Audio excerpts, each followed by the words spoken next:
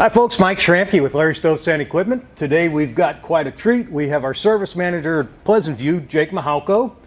And Jake has volunteered to show y'all how to properly take off and reinstall a Kioti Backhoe. The tractor we're using is a DK series with a KB 2485 backhoe, but this will be similar if you have a RX, NX, NS, DK, CK, CX. The DK series can use the 2485, which is a little bit larger and longer reach backhoe, or the KB 2475. The difference is a little bit stronger on the KB 2485, plus it digs down one more foot, 8.5 feet versus 7.5 feet. How about that? I'm going to let Jake do this entire show because he knows a whole lot more about this than I do, and you know, I'll stop by at the end and see how we did, and we'll have a little contest here. The first one to comment that is a subscriber, you gotta be a subscriber, first one in the comments that can correctly spell Jake Backhoe's last name will get a bag of swag sent to them by me. Jake Backhoe, figure that out, right?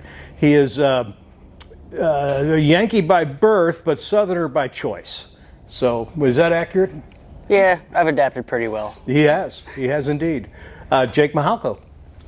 How you doing, folks? So, one thing we've gotten questions and comments about lately is how do you install or remove your backhoe once it's been purchased? So give me a moment, I'll hop on, we'll get this thing started.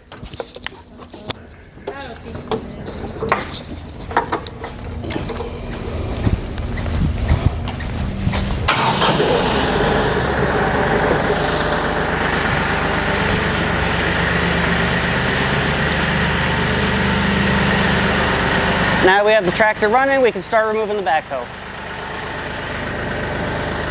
You do need to ensure that your remote is on when you're going to remove it. It needs power. First thing we want to do, remove the travel locks from anything that's on. We'll do outriggers first, safety first.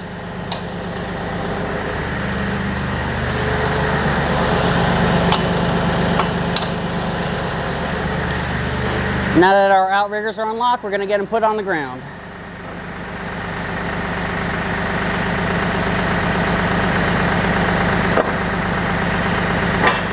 And when you go to set the outriggers down, you're just wanting to take a little bit of stress off of the subframe to where when we go to pull the pins, it could slide out easily.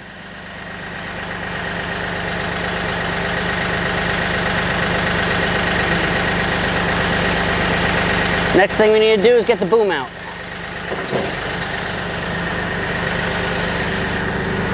Travel lock off, and let's extend our boom.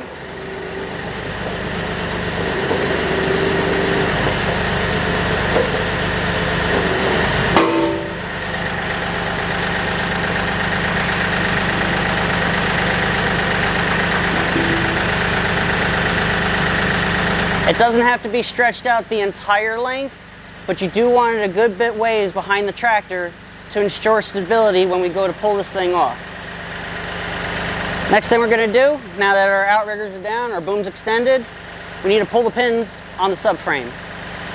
On every tractor minus the CS, there'll be one pin located on each rear cradle that keeps the subframe from sliding out, so we need to remove those.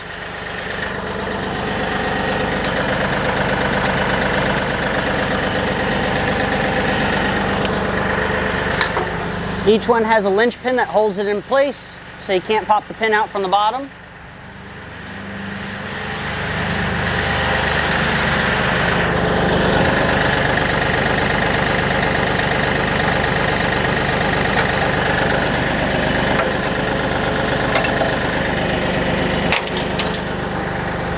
All right, pins are pulled.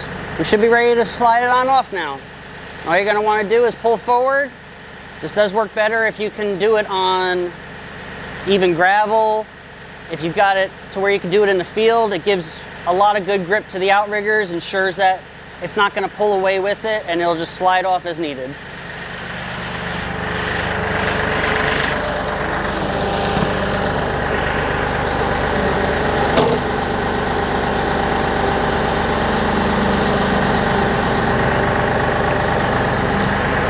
Always go low and slow. You don't want to yank it off.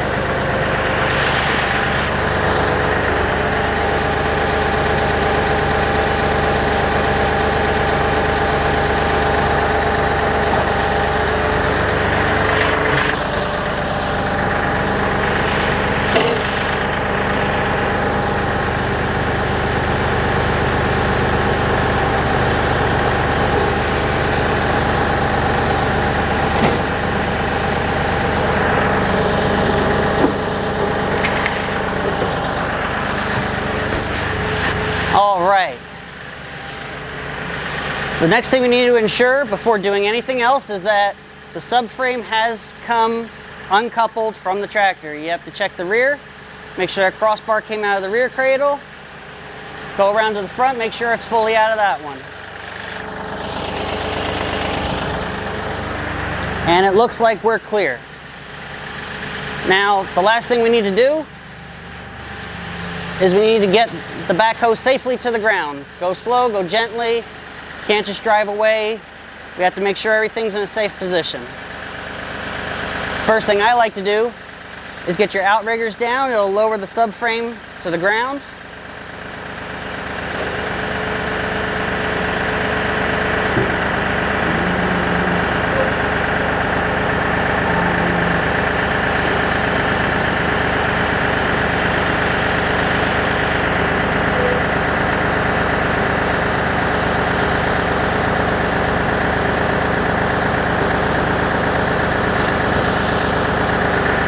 All right. We got everything on the ground, which is the best thing you can do. If you take the backhoe off without setting it to the ground, you end up running into some issues. The biggest issue you run into is trying to plug your remotes or your hydraulic lines back into your remotes. If anything settles once you shut the tractor down, it puts pressure on those fittings, and you won't be able to get them plugged in. So this is where the next step comes in here. Shut the tractor down. Come back to where you are.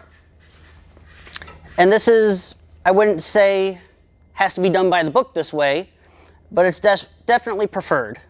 It'll make things so much easier in the future. And this applies to anything hydraulic you may be installing, whether it's to a third function on the front of the tractor or to your rear remotes. The valve is still open on the tractor, and we just kind of want to give everything, see it just hopped down a little bit, now it's settled down, and because the tractor's not running, it's not putting power to anything, so it's just allowing any pressure on any of these lines to be relieved, which is going to make a world of difference when you go to hook this thing back up. From here, shut your remote off, unplug your lines, put them somewhere out of the way. They do come with caps, keep them nice and clean, ensure that you never get any corrosion or anything on them. And there, the backhoe's off, you're ready to drive off and go do some work. I think we'll cut there, and we'll do a video on installation of the backhoe next, just to keep it from running too long. That's as good of an explanation and demonstration as I've seen, all in what, 6 or 7 minutes. He's good, and I think that was pretty clear. So hopefully it was helpful, and if you have any questions, leave them in a comment or leave them in the comments or call. And don't forget our game now. If you are a subscriber and you think you could spell Jake Mahalko's last name, put it in the comments, and the first one wins a bag of swag. Thanks for watching. Do, do, do, do, do, do, do.